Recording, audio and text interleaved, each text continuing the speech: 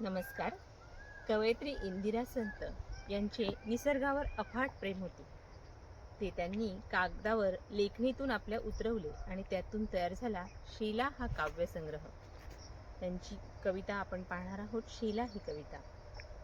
निर्मल निर्भर वातावरणी धुके तरंगे धुसर धुसर झगमगते अननक्षी त्यावर सोनेरी किरणांची सुंदर थंड गुलाबी कार्तिकातला हवा हवासा स्पर्श तयाचा सुगंध त्याला नाजूक मादक नव्या उमलत्या बूच फुलांचा.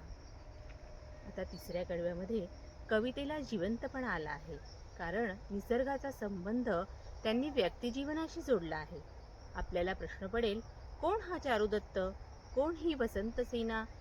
पण इंदिरा संतांचं वाचन अफाट होतं. त्यांनी वाचलेल्या आपल्या मृचकटिक या नाटकातील वसंतसेना आणि चारुदत्त यांचा संबंध येथे जोडला आहे. पाहूया तिसरे कडवे.